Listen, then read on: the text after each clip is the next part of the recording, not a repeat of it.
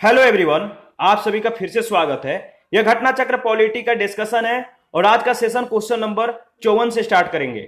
आपको बताना है कि लोकसभा में लंबित कोई विधेयक उसके सत्रावसान पर क्या लैप्स हो जाता है, तो यह सही नहीं है। ठीक है। दूसरा वाला स्टेटमेंट है कि राज्यसभा में लंबित कोई विधेयक जिसे लोकसभा ने पारित नहीं किया है, लोकसभा के विघटन पर लैप्स नहीं होगा। तो दूसरा वाला स्टेटमेंट आपका सही है। तो बताना था कौन सा सही है। तो सेकेंड वाला स्टेटमेंट सही है, यानी बी ऑप्शन आपका बिल्कुल सही होगा। अनुच्छेद 107(3) के अंतर्गत संसद में लंबित विधेयक सदनों के सत्रावसान के कारण लैप्स नहीं होगा, इसलिए पहला वाला स्टेटमेंट जो था असत्य था। अनुच्छेद 107(5) के अनुसार अगर बात किया जाए तो लोकसभा में लंबित विधेयक अथवा लोकसभा के द्वारा पारित और राज्यसभा में लंबित विधेयक लोकसभा के विघटन पर लैप्स हो जाएगा। अनुच्छेद 107(4) के अंतर्गत अगर बात किया जाए, राज्यसभा में लंबित विधेयक जिसको लोकसभा ने पारित नहीं किया है, लोकसभा के विघटन पर लैप्स नहीं होगा, इसीलिए दूसरा वाला जो स्टेटमेंट था सत्य था। क्वेश्चन नंबर 55 है, भारत की संचित निधि से धन निर्गत पर किसका नियंत्रण है? भारत के संचित निधि से धन निर्गत पर किसका नियंत्रण है? तो सही जवाब होगा उपयुक्त किसी का नहीं। भारतीय संविधान के अनुच्छेद 266 के अनुसार भारत की संचित निधि भारत सरकार को प्राप्त सभी राजस्व उस सरकार के द्वारा राजहुंडिया निर्गमित करके उधार के द्वारा या अग्रिम अर्थोपाय के द्वारा लिए गए सभी उधार और उधारों के प्रति समुदाय में उस सरकार को प्राप्त सभी धनराशियों से मिलकर बनती है। यह संसद के नियंत्रणाधीन होती है। संचित निधि से कोई भी धनराशि तब तक निर्गमित नहीं की जा सकती है जब तक संसद की अनुमति प्राप्त न कर ली जाए। इसीलिए बजट प्रावधानों के अनुरूप कार्यपालिका को संचित निधि से धन निकालने का अधिकार तभी प्राप्त होता है जब संसद अनुच्छेद 114 के तहत विनियोग अधिनियम के माध्यम से इसके लिए अनुमति प्रदान करती है। क्वेश्चन नंबर 56 है, करों और सरकारी कामकाज के निर्वाह में हुई अन्य प्राप्तियों से संघीय सरकार को प्राप्त हुआ समूचा राजस्व जमा होता है। कहां जमा होता है? तो भारत के संचित निधि में। सी ऑप्शन आपका बिल्कुल सही है। इसके बाद 57 है, भारत की संचित निधि से निधि निकालने के लिए निम्नलिखित में से किसका अनुमोदन अनिवार्य है? सही जवाब होगा भारत की संसद। 58 है, निम्नलिखित में से कौन सा एक भारत की संचित निधि से लिए जाने वाला अनिवार्य व्यय भार नहीं है? निम्नलिखित में से कौन सा एक भारत के संचित निधि से लिए जाने वाला अनिवार्य व्यय भार नहीं है? वह आपका भारत के निर्वाचन आयोग के सदस्यों के वेतन और पेंशन। देखिए, संविधान के अनुच्छेद 112(3) के अनुसार अगर बात किया जाए तो भारत के संचित निधि पर भारित जो व्यय है, पहला है राष्ट्रपति की उपलब्धियां और भत्ते, उसके पद से संबंधित अन्य व्यय, ये भारत के संचित निधि पर भारित व्यय हैं। दूसरा है राज्यसभा के सभापति, उपसभापति तथा लोकसभा के अध्यक्ष, उपाध्यक्ष के वेतन और भत्ते। इसके बाद ऐसे ऋण भार जिनका दायित्व भारत सरकार पे है, जिनके अंतर्गत ब्याज, निक्षेप निधि, मोचन भार, उधार लेने और ऋण सेवा तथा ऋण मोचन से संबंधित अन्य व्यय जो है भारत के संचित निधि पर भारित व्यय हैं।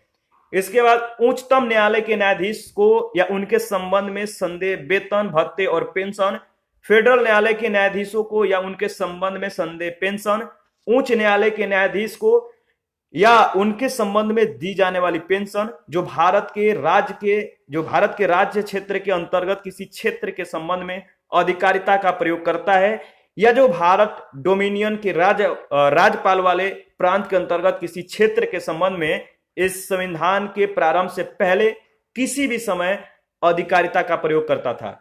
इसके बाद है भारत के नियंत्रक, महालेखा परीक्षक को या उनके संबंध में संदेह वेतन और जो भत्ते पेंशन है, ये भी भारत के संचित निधि पर भारित व्यय है। इसके बाद किसी न्यायालय या मध्यस्थम अधिकरण के निर्णय, डिक्री या पंचायत की पुष्टि के लिए अपेक्षित राशियां या कोई अन्य व्यय जो इस संविधान के द्वारा या संसद के विधि के द्वारा इस प्रकार भारित घोषित किया जाता है। ठीक है, तो ये सारे जो है भारत के संचित निधि पर भारित व्यय हैं। और एक चीज ध्यान रखिएगा कि भारत के उपराष्ट्रपति जो हैं, ये राज्यसभा के सभापति के रूप में पेंशन जो है, वेतन और भत्ते जो है प्राप्त करते हैं। आगे बढ़ते हैं। क्वेश्चन नंबर 59 है, निम्नलिखित में से कौन सा एक व्यय भारत के संचित निधि पर भारित नहीं है? तो भारत के उपराष्ट्रपति का वेतन और भत्ता, बी ऑप्शन। 60 नंबर है, निम्नलिखित में से कौन सा एक व्यय भारत की संचित निधि पर भारित नहीं है? तो इसका सही जवाब होगा सी ऑप्शन, भारत के प्रधानमंत्री के वेतन और भत्ते। 61 है, संघ की सरकार के संदर्भ में यानी यूनियन गवर्नमेंट के संदर्भ में कौन सा कथन सही है? तो पहला स्टेटमेंट है, राजस्व विभाग संसद में प्रस्तुत किए जाने वाले केंद्रीय बजट को तैयार करने के लिए उत्तरदायी है। दूसरा है, भारत की संसद के प्राधिकरण के बिना कोई धन भारत के संचित निधि से निकाला नहीं जा सकता है। तीसरा है, लोकसभा से लिए जाने वाले सभी संवितरणों के लिए भी भारत की संसद के प्राधिकरण की आवश्यकता होती है। तो यूनियन गवर्नमेंट के संदर्भ में जो कथन सही है, आपका सही जवाब होगा केवल सेकेंड वाला स्टेटमेंट यानी सी ऑप्शन। देखिए, बजट तैयार करने की प्रमुख जिम्मेदारी जो है वित्त मंत्रालय के आर्थिक कार्य विभाग की होती है, न कि राजस्व विभाग की। वित्त मंत्रालय का राजस्व विभाग विगत वर्षों में राजस्व संबंधी आंकड़ों के संदर्भ में आने वाले वर्षों के लिए राजस्व का अनुमान तैयार करता है।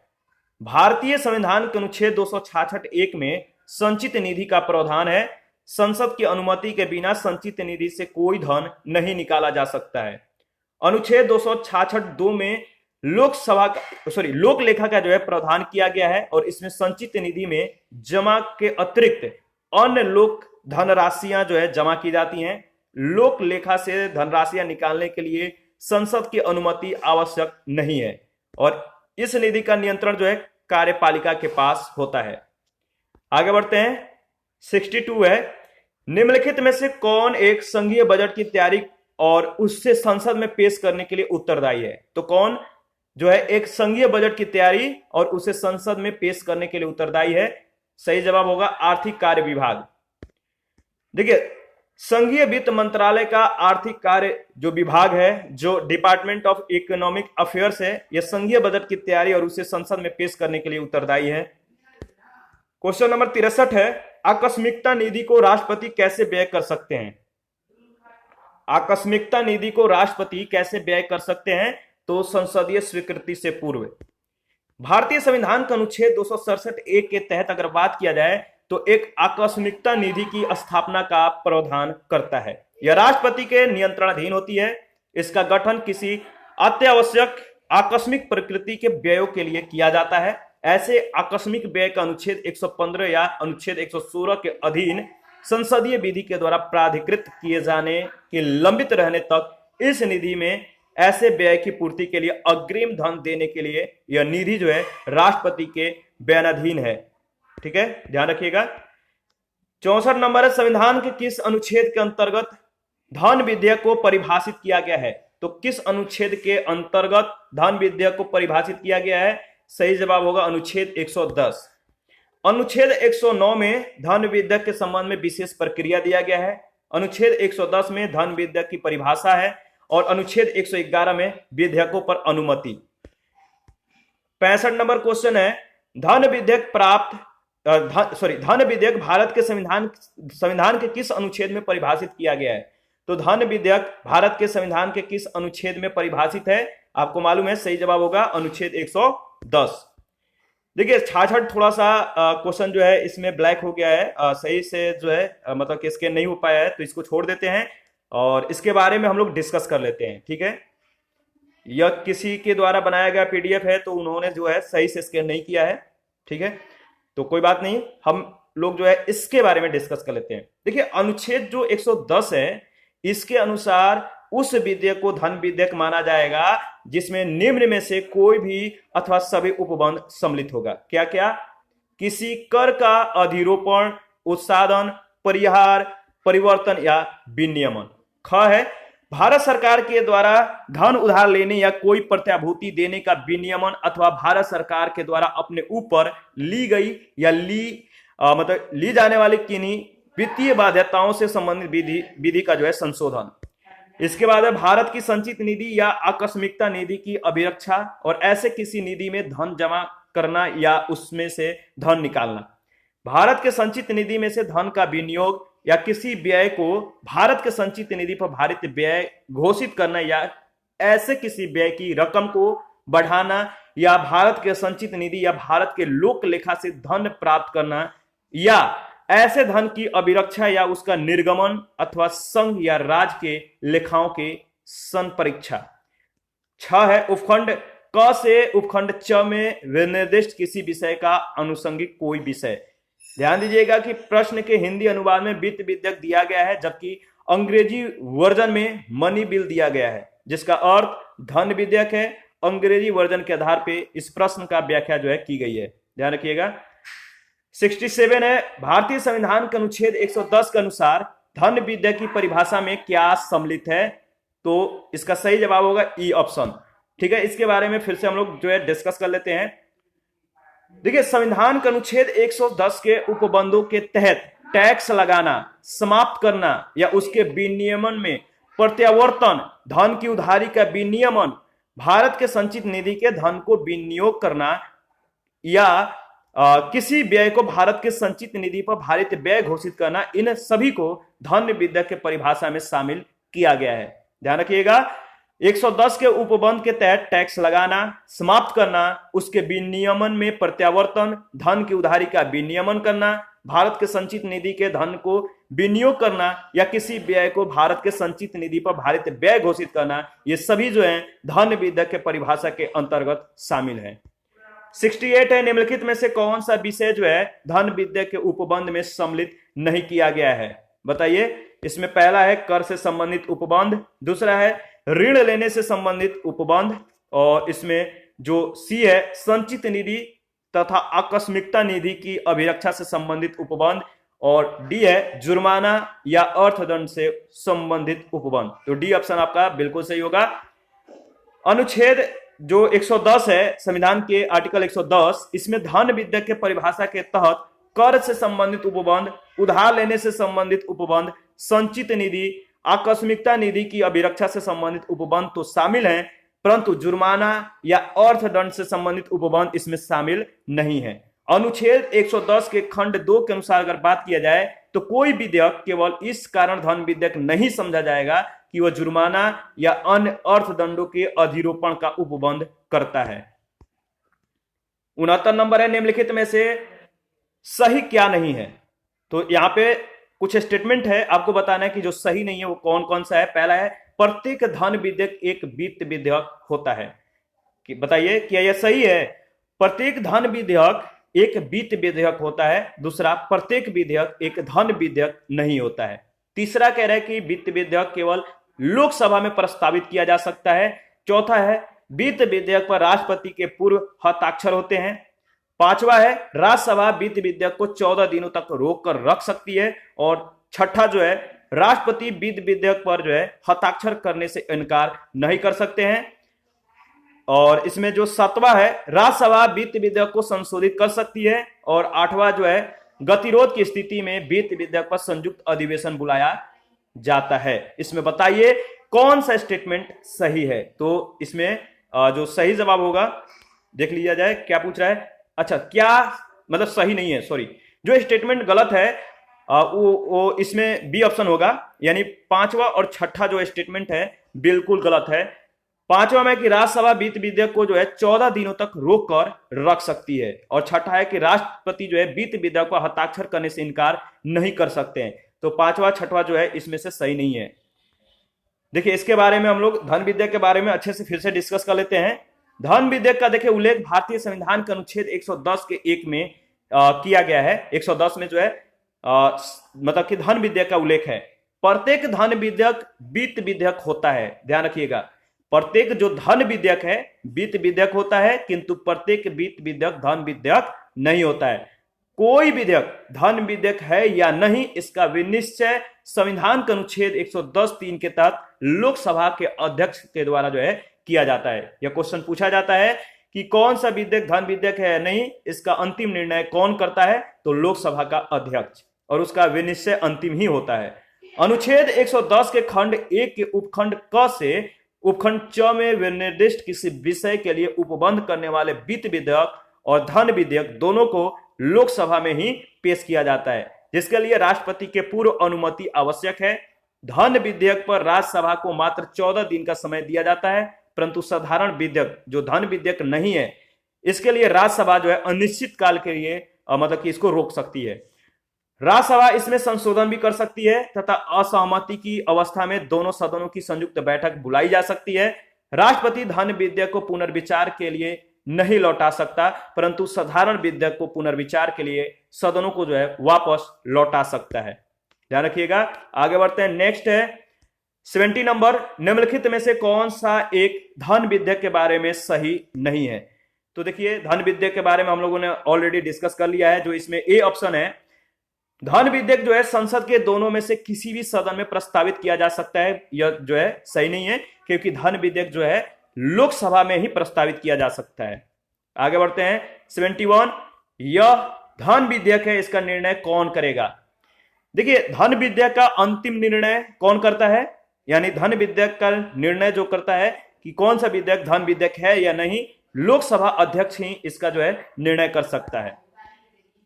कोई विधेयक धन विधेयक है नहीं, इसका जो विनिश्चय है संविधान के अनुच्छेद 110(3) के अनुसार लोकसभा के अध्यक्ष के द्वारा किया जाता है और उसका विनिश्चय अंतिम होता है। अनुच्छेद 110(4) के अनुसार जब धन विधेयक राज्यसभा को पारित किया जाता है और जब उसे अनुमति के लिए राष्ट्रपति के समक्ष प्रस्तुत किया जाता है, तब उसे लोकसभा का अध्यक्ष धन विधेयक के रूप में हस्ताक्षर सहित पृष्ठांकन कर प्रमाणित करता है। 72 है, धन विधेयक को कौन प्रमाणित करता है। धन विधेयक को लोकसभा का अध्यक्ष करता है, यानी स्पीकर करता है। सी ऑप्शन आपका बिल्कुल सही है। इसके बाद 73 है, कोई विधेयक धन विधेयक है नहीं, इसका निर्णय कौन करता है। तो कोई विधेयक धन विधेयक है या नहीं, इसका अंतिम निर्णय लोकसभा के अध्यक्ष करते हैं। बी ऑप्शन आपका बिल्कुल सही है। 74 है, वित्त विधेयक को प्रस्तुत करने के विषय में निम्नलिखित में से कौन सा कथन सही है। तो वित्त विधेयक को प्रस्तुत करने के संदर्भ में जो विषय इसमें दिया गया है, 4 स्टेटमेंट है, आपको बताना है कौन सा सही है। पहला है, वित्त विधेयक राज्यसभा में प्रस्तुत होता है। तो देखिए, यह तो गलत है, जो सही है वही बताना है। यह संसद के किसी भी सदन में प्रस्तुत किया जा सकता है। पहला दूसरा दोनों गलत हो गया। यह लोकसभा में प्रस्तुत नहीं किया जा सकता है, तो तीसरा भी गलत है। या लोकसभा में प्रस्तुत किया जा सकता है, तो डी ऑप्शन आपका बिल्कुल सही होगा। कोई वित्त विधेयक है नहीं, इसका निर्णय कौन करेगा, लोकसभा के अध्यक्ष। और वित्त विधेयक जो है लोकसभा में ही प्रस्तुत किया जाता है, ध्यान रखिएगा। देखिए, इसमें जो दिया गया है कि आयोग के प्रश्न पत्र में हिंदी संस्करण में वित्त विधेयक लिखा गया है, जबकि अंग्रेजी संस्करण में मनी बिल। अतः इस प्रश्न पर जो है आयोग का जो आशय है धन विधेयक से, न कि वित्त विधेयक से। संविधान के अनुच्छेद 109 में धन विधेयक के संबंध में विशेष प्रक्रिया को अपनाया गया है। अनुच्छेद 109(1) में कहा गया है कि धन विधेयक राज्यसभा में पूरा स्थापित नहीं किया जाएगा, अतः धन विधेयक केवल लोकसभा में प्रस्तुत किया जाता है। अनुच्छेद 110 के खंड 1 के उपखंड क में उसके उपखंड च में विनिर्दिष्ट किसी विषय के उपबंध करने वाला वित्त विधेयक भी लोकसभा में ही पेश किया जा सकता है। तो याद रखिएगा, कोई भी मनी बिल होगा आपका सबसे पहले लोकसभा में ही प्रस्तुत होगा। 75 है, भारत सरकार के द्वारा धन विधेयक सदन में पेश किया जाता है। तो भारत सरकार के द्वारा धन विधेयक सबसे पहले किस मतलब कि सभा में पेश किया जाएगा, तो लोकसभा में। D option. 76 है, निम्नलिखित में से कौन सा कथन जो है सही है।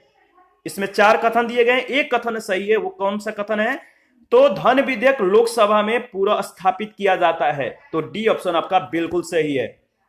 अनुच्छेद 109(1) के अनुसार जो आर्टिकल, संविधान का जो आर्टिकल 109(1) है, इसके अनुसार अगर बात किया जाए तो धन विधेयक राज्यसभा में पूरा स्थापित नहीं किया जा सकता है। धन विधेयक केवल लोकसभा में ही पूरा स्थापित या प्रस्तुत किया जाता है। धन विधेयक लोकसभा के द्वारा पारित किए जाने के पश्चात राज्यसभा को उसकी सिफारिशों के लिए पारित किया जाता है, जिसे राज्यसभा अधिकतम 14 दिनों तक ही रोक सकती है। अनुच्छेद 109(5) के अनुसार अगर बात किया जाए तो यदि राज्यसभा धन विधेयक को 14 दिनों की अवधि में नहीं लौटाती है, तो उसे राज्यसभा द्वारा उसी रूप में पारित मान लिया जाता है जिसमें वह लोकसभा के द्वारा पारित किया गया था। इसको ध्यान रखिएगा, सिर्फ 14 दिन तक राज्यसभा जो है इसको रोक सकती है। 77 नंबर क्वेश्चन है, धन विधेयक पेश किया जा सकता है। धन विधेयक पेश किया जा सकता है केवल लोकसभा में। आगे बढ़ते हैं। 78 है, निम्नलिखित कथनों में से कौन सही नहीं है। 4 कथन है, कौन सा सही नहीं है। तो धन विधेयक की शुरुआत राज्यसभा में होती है, यह बिल्कुल गलत है। धन विधेयक की शुरुआत लोकसभा में होती है। बी ऑप्शन आपका बिल्कुल सही है।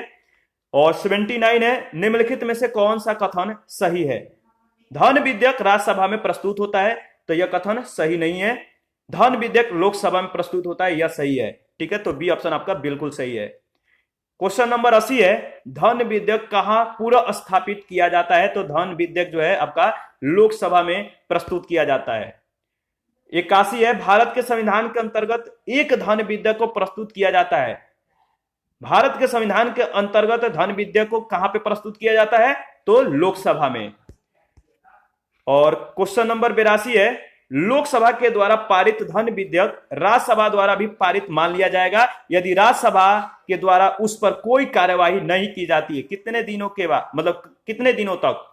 देखिए 14 दिनों के बाद जो है, अगर मान के चलिए कि जो राज्यसभा है अगर इस पे कोई एक्टिविटी नहीं देती है तो लोकसभा जो है उसी रूप में विधेयक को पारित मान ली जाती है जिस तरह से जो है लोकसभा में पारित किया गया था। ध्यान रखिएगा, इसको 14 दिन तक जो है इसे रोकने का अधिकार दिया गया है। 83 है, अगर कोई धन विधेयक लोकसभा के द्वारा स्वीकृत हो जाए तो राज्यसभा इसे अधिक से अधिक कितने दिन रोक सकती है? सही जवाब होगा कितना? 14 दिन तक। 84 नंबर है, लोकसभा के द्वारा विचारार्थ भेजे गए धन विधेयक को राज्यसभा अधिकतम कितने समय तक रोक सकती है? तो आपको मालूम ही है 14 दिन तक। और 85 है, राज्यसभा में धन विधेयक प्राप्त होने के कितने दिनों के अंदर इसे लोकसभा को वापस किया जाना चाहिए? तो सेम क्वेश्चन सेम जवाब, 14 दिन के अंदर। आगे बढ़ते हैं। 86 है, निम्न क्रियाविधियों में कौन सी ऐसी धन विधेयक को अंगीकार करा लेगी जो एक बार लोकसभा के द्वारा पारित किया जा चुका है, मतलब जा चुका हो किंतु राज्यसभा के द्वारा संशोधित किया गया हो? फिर से मैं इसको रिपीट कर देता हूं। देखिए कह रहा है कि निम्न क्रियाविधि में से कौन सी ऐसी धन विधेयक को अंगीकार करा लेगी जो एक बार लोकसभा के द्वारा पारित किया जा चुका हो किंतु राज्यसभा के द्वारा संशोधित किया गया हो? इसका सही जवाब होगा डी ऑप्शन। यह पारित समझा जाएगा यदि लोकसभा इसे दोबारा संशोधन को स्वीकार अथवा अस्वीकार करते हुए पास कर दे। ठीक है, आगे बढ़ते हैं। नेक्स्ट है क्वेश्चन नंबर, अच्छा इसके बारे में 2-3 पॉइंट है, इसके बाद 87 को डिस्कस करेंगे। देखिए अनुच्छेद 109 के प्रावधान के तहत अगर बात किया जाए तो धन विधेयक के संदर्भ में लोकसभा को अधिक विशिष्ट अधिकार प्राप्त है। राज्यसभा के अधिकार सीमित हैं, दिए गए, मतलब कह सकते हैं कि यदि राज्यसभा ने लोकसभा के द्वारा पारित धन विधेयक में कोई संशोधन किया है तो लोकसभा जो है इसे स्वीकार या अस्वीकार करके जो है यानी मान भी सकता है या न भी मान सकता है, और वो चाहे तो इसके सिफारिश को माने या ना माने, वो चाहे तो इसे पारित करा सकती है लोकसभा। ध्यान रखिएगा, इसके लिए जो है मतलब कि धन विधेयक के मामले में लोकसभा को ज्यादा शक्तियां दी गई है और राज्यसभा को इसके मामले में सीमित अधिकार हैं। ठीक है। 87 है, कोई विधेयक जिसमें केवल व्यय अंतर्वर्लित है और अनुच्छेद 110 में निर्दिष्ट कोई विषय उसमें सम्मिलित नहीं है उसे संसद के किसी भी सदन में प्रारंभ किया जा सकता है। ध्यान रखिएगा, यहां भी अनुच्छेद 110 में 110 के अंतर्गत बात की गई है कि कोई विधेयक जिसमें केवल व्यय अंतर्वर्लित है और अनुच्छेद 110 में निर्दिष्ट कोई विषय उसमें सम्मिलित नहीं है तो उसे संसद के किसी भी सदन में प्रारंभ किया जा सकता है। 110 का विषय इसमें नहीं होना चाहिए, ध्यान रखिएगा। कोई विधेयक जिसमें केवल व्यय अंतर्वर्लित है और अनुच्छेद 110 में निर्दिष्ट कोई विषय उसमें सम्मिलित नहीं है तो उसे संसद के किसी भी सदन में प्रारंभ किया जा सकता है। इसे साधारण विधेयक की तरह प्रयोग किया जाता है और इसके लिए भी वही प्रक्रिया अपनाई जाती है जो साधारण विधेयक के लिए अपनाई जाती है। तथापि अनुच्छेद 117(3) के अनुसार भारत की संचित निधि से व्यय करने संबंधी उपबंध वाला विधेयक संसद के किसी भी सदन के द्वारा तब तक पारित नहीं किया जाएगा जब तक ऐसे विधेयक पर विचार करने के लिए उस सदन से राष्ट्रपति ने सिफारिश नहीं की है। 88 है, निम्नलिखित में से कौन सा शब्द या शब्दावली भारत के संविधान में उल्लेखित नहीं है? सही जवाब होगा बजट। बजट जो है यानी संविधान में बजट शब्द का उल्लेख कहीं भी नहीं किया गया, जबकि अनुच्छेद 112 के अंतर्गत वार्षिक वित्तीय विवरण शब्द का जो है उल्लेख है। 89 है, बजट पर संसद के नियंत्रण के विषय में निम्नलिखित में से कौन सी बात सही नहीं है? तो बजट के संदर्भ में दिया गया है, बताना है 4 इसमें स्टेटमेंट है, आपको बताना है कि इसके संदर्भ में कौन सी बात सही नहीं है बजट के संदर्भ में। तो ए में दिया गया कि बजट के निर्माण में संसद का कोई हाथ नहीं होता है, तो यह जो है मतलब कि सही नहीं होगा। बी ऑप्शन है संसद को समेकित निधि पर प्रभारित व्यय को जो है इसको बढ़ाने की शक्ति प्राप्त है। तो बी ऑप्शन आपका बिल्कुल सही है। तो बजट पर संसद के नियंत्रण के विषय में निम्नलिखित में से जो बात सही नहीं है वो है आपका बी ऑप्शन। ठीक है, पहला वाला जो है आपका वैसे देखिए स्टेटमेंट सही है बट इसका ऑप्शन ए नहीं होगा। बी को छोड़कर सभी स्टेटमेंट सही है। जो सही नहीं है संसद के मतलब बजट पर संसद के नियंत्रण के विषय में वो होगा संसद को समेकित निधि पर प्रभारित व्यय को बढ़ाने की शक्ति प्राप्त है। तो इसके बारे में हम लोग डिस्कस भी करेंगे ताकि आपको क्लियर हो जाए। देखिए संचित निधि या समेकित निधि, इस पर भारित व्यय अनुच्छेद 113(1) के संसद में मतदान के लिए प्रस्तुत नहीं किए जा सकते, केवल उन पर चर्चा की जा सकती है। अतः प्रभारित व्ययों में कोई परिवर्तन करने का अधिकार संसद को नहीं है। क्वेश्चन नंबर 90 है निम्नलिखित में से कौन सी विधियां भारत के लोक वित्त पर संसदीय नियंत्रण रखने में या रखने के काम करती है। तो कौन सी विधियां जो है भारत के लोक वित्त पर संसदीय नियंत्रण रखने के काम आती हैं या काम करती हैं। इसमें सही जवाब क्या होगा, देखिए यहाँ पे 5 स्टेटमेंट है और आपको बताना है कि इसका सही जवाब क्या होगा। इसमें जो चौथा स्टेटमेंट है संसदीय बजट कार्यालय के द्वारा समष्टिगत आर्थिक पूर्वानुमानों तथा व्यय के लिए सरकार के कार्यक्रम का एक नियतकालिक अथवा कम से कम मध्यवर्षीय पुनर्वलोकन, इसको छोड़कर पहला, दूसरा, तीसरा और पांचवा स्टेटमेंट आपका बिल्कुल सही है। इसको देख लीजिएगा। देखिए पहला वैसे कह रहा है कि यानी लोक वित्त पर संसदीय नियंत्रण रखने का जो काम आती है, पहला है कि संसद के सम्मुख वार्षिक वित्तीय विवरण का प्रस्तुत किया जाना, विनियोजन विधेयक के पारित होने के बाद भी भारत की संचित निधि से मुद्रा निकाल पाना, अनुपूरक अनुदानों और लेखानुदानों का प्रावधान और संसद में वित्त विधेयक का प्रस्तुत किया जाना, ये सभी जो है सही है। भारत के लोक वित्त पर संसद के नियंत्रण के लिए संसद के समक्ष वार्षिक वित्तीय विवरण प्रस्तुत किया जाता है। भारत की संचित निधि से मुद्रा निकालने के लिए विनियोजन विधेयक पारित करना पड़ता है। अनुपूरक अनुदानों और लेखानुदान तथा संसद में वित्त विधेयक प्रस्तुत करके भी लोक वित्त पर संसदीय नियंत्रण स्थापित किया जाता है। संसदीय बजट कार्यालय के द्वारा समष्टिगत आर्थिक पूर्वानुमान और व्यय के लिए सरकार के कार्यक्रम का एक नियतकालिक अथवा कम से कम मध्यवर्षीय पुनर्वलोकन किए जाने का प्रावधान विश्व के कई देशों जैसे ऑस्ट्रेलिया, कनाडा आदि में भी है, परंतु भारत में नहीं है। 91 है यदि वार्षिक संघीय बजट लोकसभा के द्वारा पारित नहीं होता है तो प्रधानमंत्री अपनी मंत्री परिषद का त्याग पत्र पेश कर देता है। डी ऑप्शन आपका सही जवाब होगा, ध्यान रखिएगा। यदि वार्षिक संघीय बजट लोकसभा के द्वारा पारित नहीं होता है तो प्रधानमंत्री अपनी मंत्री परिषद का त्याग पत्र पेश कर देता है, ध्यान रखिएगा। ठीक है, वार्षिक संघीय बजट के लोकसभा के द्वारा पारित न होने का जो तात्पर्य है लोकसभा में सरकार के अल्पमत में आ जाने से, और ऐसी स्थिति में प्रधानमंत्री अपनी मंत्री परिषद का त्याग पत्र प्रस्तुत करेगा। नेक्स्ट क्वेश्चन है भारत की संसद के संदर्भ में निम्नलिखित में से कौन सा कथन सही है, इस पे आपको विचार करना है। पहला है गैर सरकारी विधेयक ऐसा विधेयक है जो संसद के ऐसे सदस्यों के द्वारा प्रस्तुत किया जाता है जो निर्वाचित नहीं है किंतु भारत के राष्ट्रपति के द्वारा नाम निर्दिष्ट है। दूसरा, हाल ही में भारत की संसद के इतिहास में पहली बार एक जो है गैर सरकारी विधेयक पारित किया गया। इन दोनों में से कोई स्टेटमेंट सही नहीं है, डी ऑप्शन आपका बिल्कुल सही होगा। गैर सरकारी विधेयक उसे कहते हैं जो कि संसद के ऐसे सदस्य के द्वारा सदन के पटल पर पूरा स्थापित किए जाते हैं जो मंत्री नहीं होते हैं, जबकि सरकारी विधेयक उसे कहते हैं जो किसी मंत्री के द्वारा सदन के पटल पर पूरा स्थापित किए जाते हैं। गैर सरकारी विधेयक भी सदन में एक प्रक्रिया के तहत पेश किया जाता है। गैर सरकारी सदस्यों के विधेयकों और संकल्पों संबंधी एक समिति का गठन किया जाता है। इस समिति का गठन लोकसभा में जो है किया जाता है। समिति में कुल 15 सदस्य होते हैं और लोकसभा के उपाध्यक्ष इस समिति के अध्यक्ष होते हैं। स्वतंत्रता के बाद अब से लगभग जो है 14 गैर सरकारी विधेयक दोनों सदनों में पारित किए जा चुके हैं। 93 है आर्थिक सर्वेक्षण प्रतिवर्ष संसद में प्रस्तुत किया जाता है आगामी वर्ष के बजट के प्रस्तुतिकरण के पूर्व। देखिए चालू वर्ष का आर्थिक सर्वेक्षण प्रतिवर्ष संसद में आगामी वर्ष के बजट के प्रस्तुतिकरण के पूर्व जो है प्रस्तुत किया जाता है, जिसमें चालू वर्ष में अर्थव्यवस्था के विभिन्न क्षेत्रों की प्रगति और गतिविधियों के साथ राजकोषीय विवरण प्रस्तुत किया जाता है। 94 है लेखानुदान संघ सरकार को अनुमति प्रदान करता है किसके लिए, तो निश्चित अवधि के लिए भारतीय संचित निधि से धन निकालने के लिए। डी ऑप्शन आपका बिल्कुल सही है। और आगे बढ़ते हैं नेक्स्ट। अच्छा, इसके बारे में 2 पॉइंट है, देख लेते हैं। संविधान के अनुच्छेद 116 के तहत अगर बात किया जाए तो विनियोग विधेयक इसके समय सीमा मतलब विनियोग विधेयक यानी बजट के समय सीमा के अंदर पारित न होने की स्थिति में जब संघ सरकार को धन की आवश्यकता होती है तो लोकसभा को जो है लेखानुदान के माध्यम से निश्चित अवधि के लिए भारतीय संचित निधि से अग्रिम निधि प्रदान करने की शक्ति प्राप्त है। 95 है लेखानुदान बना है। लेखानुदान बना है बजट पारित होना लंबित होने के कारण निधि आवंटन के लिए, तो सी ऑप्शन आपका बिल्कुल सही है। 96 है संसद में लेखा के लिए वोट आवश्यक होता है।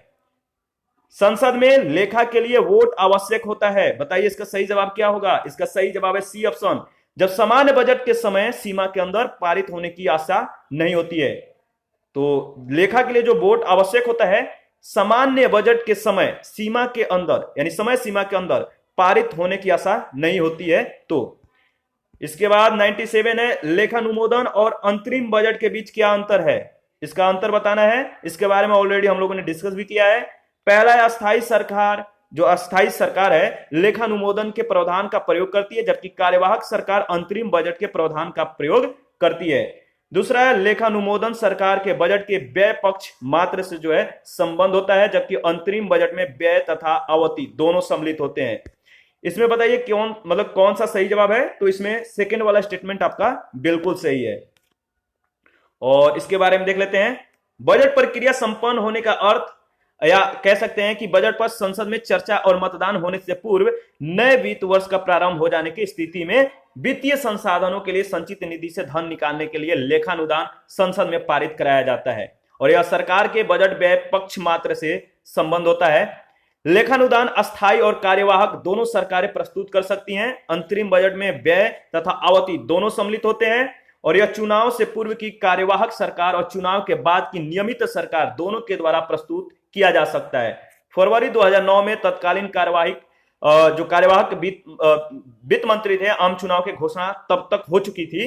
प्रणब मुखर्जी ने 2009-10 के लिए अंतरिम बजट जो है प्रस्तुत किया था।